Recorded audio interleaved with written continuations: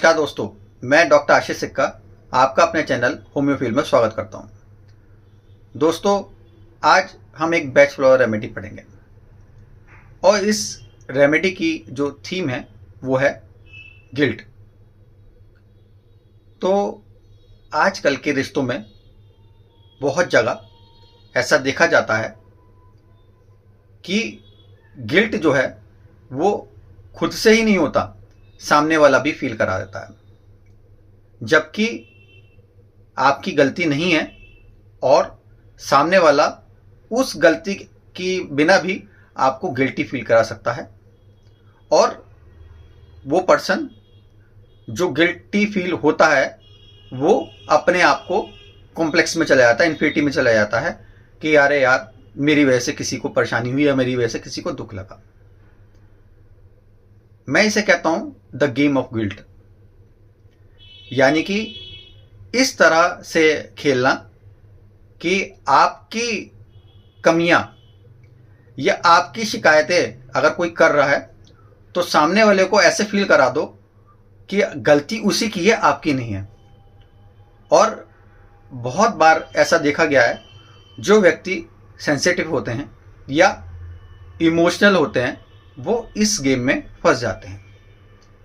और जब वो इस गेम में फंस जाते हैं तो क्या होता है, उनको फील होने लगता है कि यार मुझसे गलती हो गई, मेरी ही गलती है।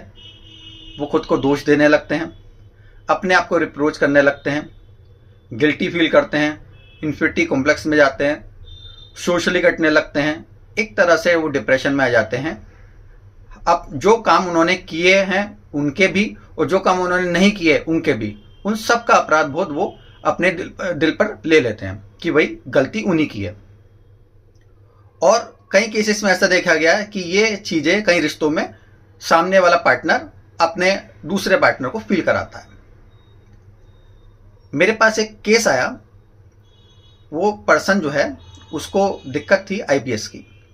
तो मैंने पूछा कि भाई आईबीएस की दिक्कत है आपको कब से है? तो कह रहा सर 2 साल से है।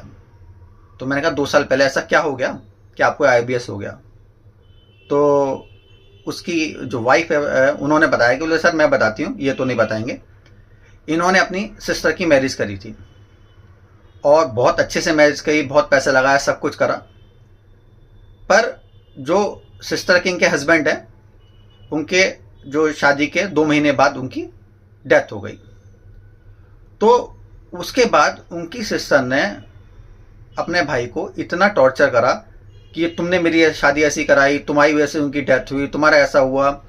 और इसकी वजह से वो बात उन्होंने अपने दिल पे ली और वो गिल्ट में चले गए कि अरे ये गिल्ट जो है ये मेरी वजह से मेरी सिस्टर का जो है घर खराब हो गया, उसकी हस्बैंड की डेथ हो गई। वो चीज़ उन्होंने अपने आप को गिल्ट में ले ली और वो इस अपराध बोध के साथ जीतने लगे कि मैं नहीं करा है। और उनकी वाइफ ने कहा कि इसके बाद इनकी आदत हो गई है कि कोई भी काम कुछ होता है तो उसका अपराध बोध अपने ऊपर ले लेते हैं। कहीं किसी की भी गलती होगी, बच्चे के जो है स्कूल में अगर नंबर कम आए तो अपने आप को गिल्ट महसूस करेंगे कि अरे मेरी गलती है। कहीं कोई बॉस किसी को कुछ कहेगा तो ये अपने ऊपर गिल्ट महसूस करेंगे। तो क्या हुआ कि उनको जो है वो गिल्ट में चले गए। तो दोस्तों, इन सब के लिए, इस अपराध बोध के लिए बैच फ्लावर में जो रेमेडी आती है वो है पाइन। पाइन रेमेडी की विशेषता है कि ये उन लोगों के लिए काम आती है जो लोग अपराध बोध से ग्रसित रहते हैं, जो गिल्टी फीलिंग से जो है वो भरे रहते हैं। चाहे उनकी कोई कमी हो या ना हो, वो दूसरों की जो शिकायतें हैं या दूसरों की जो कमजोरियां हैं उनका जिम्मा भी अपने ऊपर उठा लेते हैं कि यार नहीं, उसकी गलती नहीं है, मेरी गलती है। तो ऐसे लोग जो बार बार खुद को दोष देते रहते हैं कि नहीं मेरी गलती है, मैं ही कल्पित हूँ, मेरी वजह से ऐसा हो गया, मेरी वजह से ऐसा हुआ, तो वो लोग पाइन रेमेडी को लेने से इस अपराध बोध से दूर हो सकते हैं और अपना जीवन मेंटली, फिजिकली बिना किसी गिल्ट के जी सकते हैं। तो बैच फ्लावर रेमेडी में पाइन का बहुत अच्छा रोल है। मैंने बहुत सारे ऐसे पेशेंट देखे जो इन्फिनिटी कॉम्प्लेक्स का शिकार रहते हैं, दुखी रहते हैं, हर बार मन ही मन अपने आप को कोसते रहते हैं। और जब आप उनसे बात करेंगे तो कहीं ना कहीं ये अपराध बोध या ये जो गिल्ट फीलिंग है वो उनके अंदर से निकल के आती है। तो ऐसे सभी मरीजों को गिल्ट वाले मरीजों को पाइन रेमेडी देने के बाद उनका रिस्पांस बहुत अच्छा पाया गया।